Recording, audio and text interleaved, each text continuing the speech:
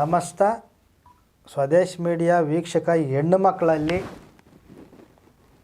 ಹೊಂದಿಸ್ತಾ ಹೆಣ್ಣು ಮಕ್ಕಳಿಗೆ ಸಂಬಂಧಪಟ್ಟಂಥ ಒಳ್ಳೆ ವಸೀಲು ಪೂಜೆ ಲಕ್ಷ್ಮಿಯನ್ನು ಯಾವ ರೀತಿ ಆವಾಹನೆ ಮಾಡ್ಕೋಬೇಕು, ಮನೆಯಲ್ಲಿರ್ತಕ್ಕಂಥ ನೆಗೆಟಿವನ್ನು ಆಚೆ ಹೆಂಗೆ ಕಳಿಸ್ಬೇಕು, ಅರಿಶಿಣಗಳನ್ನು ಯಾವ ರೀತಿ ಬಳಸಬೇಕು, ಎಷ್ಟು ರೀತಿ ಅರಿಶಿಣಗಳಿದ್ದಾವೆ ಅನ್ನೋದನ್ನು ಈ ಎಪಿಸೋಡಲ್ಲಿ ಹೆಣ್ಣು ಮಕ್ಕಳಿಗೋಸ್ಕರನೇ ತಿಳಿಸ್ಬೇಕು ಅಂತ ಮನಸ್ಸು. ಅರಿಶಿಣಗಳು ನೀವು ಹೊಸಲಿಗೆ ಬಳಸಬೇಕಾಗಿರೋದು 3. ಹಳೆ ಕಾಲದಲ್ಲಿ ಹೊಸಲು ಪೂಜೆ ಗೋರೋಜನದಲ್ಲಿ ಮಾಡ್ತಾಯಿದ್ರು. ಗೋರೋಜನ ತುಂಬಾ ಆಕರ್ಷಣಕಾರಿ ವಸ್ತು ಆಗಿರೋದ್ರಿಂದ ಹಳೆ ಕಾಲದಲ್ಲಿ ದನಕರುಗಳು ಯಥೇಚ್ಛವಾಗಿ ಒಂದು ಮನೆಯಲ್ಲಿ 10, 20, 50, 100 ದನಕರುಗಳ ತನಕ ಇರ್ತಾಯಿತ್ತು.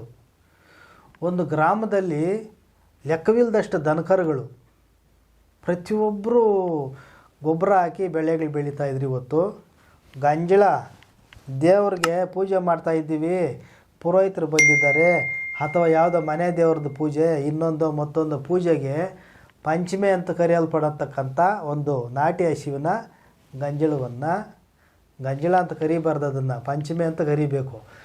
ಆ ಗಂಜಳನೇ ಇವತ್ತು ಚಿನ್ನ ಹಾಕಿ ಕೂತಿದೆ. ಊರೂರು ಹುಡ್ಕಾಡ್ಕೊಂಡು ಬರಬೇಕು ಅಂಥ ಪರಿಸ್ಥಿತಿ ಆಗಿದೆ.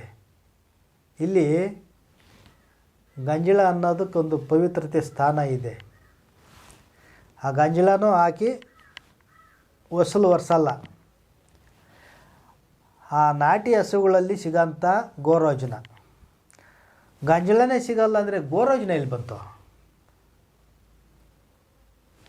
ಗೋರೋಜನ ಯಥೇಚ್ಛವಾಗಿ ಒಂದು ಕಾಲದಲ್ಲಿ ನಡೀತಾಯಿತ್ತು, ಸಿಗ್ತಾಯಿತ್ತು. ಪ್ರತಿಯೊಂದರಲ್ಲಿನೂ ತುಂಬ ಕಡಿಮೆ ಬೆಲೆ. ಅವಾಗ ಕೇಳೋರಿಲ್ಲ ಅಂಥ ಸಂದರ್ಭದಲ್ಲಿ ದಾಲ್ ಬಂದ್ರದ ಮೇಲೆ ಹೊಸಲ್ದ ಮೇಲೆ ಗೋರೋಜನವನ್ನು ಹಚ್ಚಿ ಬೊಟ್ಟು ಭಂಡಾರ ಇಟ್ಟು ಪೂಜೆ ಮಾಡ್ತಾಯಿದ್ರು. ನೋಡಿ, ಅದು ಆಕರ್ಷಣೆ. ಗೋರೋಜನ ಎಲ್ಲಿದ್ದರೆ ಅಲ್ಲಿ ಪ್ರತಿಯೊಂದು ಆಕರ್ಷಣೆ ಆಗುತ್ತೆ ಅನ್ನೋದಕ್ಕೆ ಆಗಿನ ಕಾಲದ ಪೂಜೆಗಳನ್ನ ನೆನಪು ಮಾಡ್ಕೋಬೇಕು ನೀವು. ಗೋರೋಜನದಲ್ಲಿ ಎಷ್ಟು ಸತ್ಯ ಇದೆ ಅಂತ.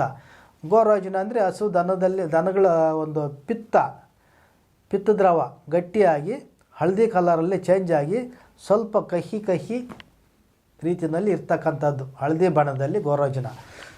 ಇದು ಎಷ್ಟು ಆಕರ್ಷಣೆ ಶಕ್ತಿ ಹೊಂದಿರ್ತೈತೆ ಅಂದರೆ ಹೇಳೋಕ್ಕೆ ಸಾಧ್ಯ ಇರೋದಿಲ್ಲ. ಈಗ ಸಿಗುತ್ತೆ ಎಲ್ಲ ಕಲಬೆರಕೆ, ಆದರೆ ಹೆಸರಿರುತ್ತೆ ಅಷ್ಟೇ.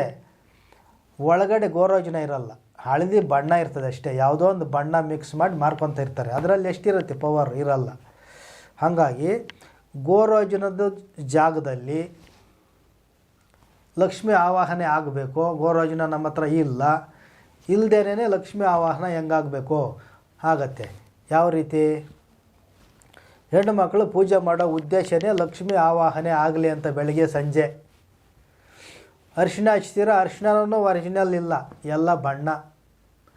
ಇಲ್ಲಿ ಅರಿಶಿಣ ಹಚ್ಚಬೇಕಾಗಿರೋದು 3 ವಿಧ: ಮರದರ್ಶಿಣ, ಕಸ್ತೂರಿ ಅರಿಶಿಣ, ತಿನ್ನೋ ಅರಿಶಿಣ. ಕಸ್ತೂರಿ ಅರಿಶಿಣ ಗೊತ್ತಿರುತ್ತೆ ನಿಮಗೆ, ರೌಂಡ್ ಬಿಲ್ಲೆಗಳು ಗ್ರಂಥಿಗೆ ಅಂಗಡಿಯಲ್ಲಿ ಸಿಗುತ್ತೆ. ತಿನ್ನೋ ಅರಿಶಿಣ ಕೊಂಬು ಗೊತ್ತಿದೆ. ಮರದರ್ಶಿಣ ಕೆಲವು ಗ್ರಂಥಿಗೆ ಅಂಗಡಿಗಳವ್ರಿಗೇ ಗೊತ್ತಿಲ್ಲ. ಆ ಗೊತ್ತಿಲ್ಲದ ಇರ್ತಕ್ಕಂಥ ಮರದರ್ಶಿಣವನ್ನು, ಅದು ಎಕ್ಕದ ಮರ ಗಿಡ ಥರ ಹೋಗ್ತೈತೆ, ಎಲ್ಲ ಕಟ್ಟಿಗೆಗಳವು. ಅದು ಸೀಳಿದ್ರೆ ಒಳಗಡೆ ಯೆಲ್ಲೋ ಕಲರ್ ಇರ್ತೈತೆ, ಅದೇ ಮರದರ್ಶಿಣ. ಯಾವುದೋ ಹಳೆಯ ಅಂಗಡಿಗಳಲ್ಲಿ ಮರದರ್ಶಿಣದ್ದು ಕೊಡು ಅಂದರೆ ಮರದರ್ಶಿಣದ ಒಂದು ಕೋಲ್ ಕೊಡ್ತಾನೆ ಅಷ್ಟೇ, ಚಕ್ಕೆ ಥರ ಇರ್ತೈತೆ. ಅದನ್ನು ಕುಟ್ಟಿ ಪುಡಿ ಮಾಡ್ಕೋಬೇಕು, ಅಥವಾ ಹರ್ಕೊಂಡ್ರೆ ಗಂಧ ಬರ್ತೈತೆ. ಆ ಗಂಧ ಯೆಲ್ಲೋ ಕಲರೇ ಇರ್ತೈತೆ. ಈ 3 ಜಾತಿ ಅರಿಶಿಣಗಳನ್ನು ಬಳಸಿ ನೀವು ಹೊಸಲು ತೊಳೆಯುವಾಗ, ನೀವು ಹೊಸಲು ತೊಳೆದು ಪೂಜೆ ಮಾಡಬೇಕು. ಆ ಹೊಸಲಿಗೆ ನೀರು ಹಾಕೋವಾಗ ಅಲ್ಲಿ ಹೊಸಲಿಗೆ ಅರಿಶಿಣ ಕುಂಕುಮ ಹಚ್ಚುವಾಗ ಹಿಂಗೆ ಹಾಕಿ ರಪ್ಪ ರಪ್ಪ ರಪ್ಪ ರಪ್ಪ ಅಂತ. ಈ ಬೆಳಗ್ಗೆ ಈ ಮಕ್ಕಳಿಗೆ ನಾಷ್ಟಗಳು ಬೇರೆ ಮಾಡಬೇಕು, ಸ್ಕೂಲ್ಗಳು ಕಳಿಸ್ಬೇಕು, ಬೇಗ ಸಮಯ ಇರೋದಿಲ್ಲ. ಅವ್ರ ಕಾಲಿಗೆ ಅವ್ರ ಪಾದಕ್ಕೆ ಅವ್ರು ಪೂಜೆ ಮಾಡ್ಕೊತಾರೋ ಅಥವಾ ಹೊಸಲಿಗೆ ಪೂಜೆ ಮಾಡ್ತಾರೋ, ಅವ್ರು ಮಾಡೋ ತಪ್ಪುಗಳು ಅವ್ರಿಗೆ ಗೊತ್ತಿಲ್ಲದೆ ಲಕ್ಷ್ಮಿನೂ ಆವಾಹನೆ ಆಗಲ್ಲ. ಧನಲಕ್ಷ್ಮಿ ಆವಾಹನೆ ಆಗೋ ಸ್ಥಳದಲ್ಲಿ ದರಿದ್ರ ಲಕ್ಷ್ಮಿ ಆವಾಹನೆ ಆಗತ್ತೆ. ಎಷ್ಟು ಪೂಜೆ ಮಾಡಿದ್ರೂ ನಮಗೆ ಅದೃಷ್ಟನೇ ಬರಲಿಲ್ಲವಲ್ಲಪ್ಪ ಅನ್ನೋದಕ್ಕೆ ಅವರು ಅಲ್ಲಿ ತಪ್ಪುಗಳು ಮಾಡ್ತಿರ್ತಾರೆ. ಯಾವುದೇ ಹೆಣ್ಣುಮಗಳು ಹೊಸಲು ಪೂಜೆ, ಇನ್ನೊಂದು ಪೂಜೆ, ಮತ್ತೊಂದು ಪೂಜೆ ಅಂತ ಮಾಡುವಾಗ ಅವ್ರ ಕಾಲಿಗೆ ಅರಿಶಿಣ ಕುಂಕುಮ ಬೀಳಬಾರ್ದು. ಬಿದ್ದರೆ ಅಲ್ಲಿ ಹೋಯ್ತು, ಲಕ್ಷ್ಮೀ ಪೂಜೆ ಹೋಯ್ತು. ಆ ಅಮ್ಮನ ಪೂಜೆ ಆ ಅಮ್ಮ ಮಾಡ್ಕೊಂಡ್ಲು ಅನ್ನೋ ಲೆಕ್ಕ, ಆ ಅಮ್ಮನ ಪಾದಕ್ಕೆ ಆ ಅಮ್ಮ ಪೂಜೆ ಮಾಡ್ಕೊಂಡ್ಲು ಅಂತ ಲೆಕ್ಕ. ಆ ಅಮ್ಮನ ಪಾದಗಳ ಮೇಲೆ ನೀರು, ಅರಿಶಿಣದ ನೀರು ಬೀಳಬಾರ್ದು. ಆ ಥರ ನಿಧಾನವಾಗಿ ಕೈಯಲ್ಲಿ ಸಾರಿಸ್ಬೇಕು. ಸಾರಿಸಿ ಬೊಟ್ಟು ಭಂಡಾರ ಇಟ್ಟು ಪೂಜೆ ಮಾಡಬೇಕು.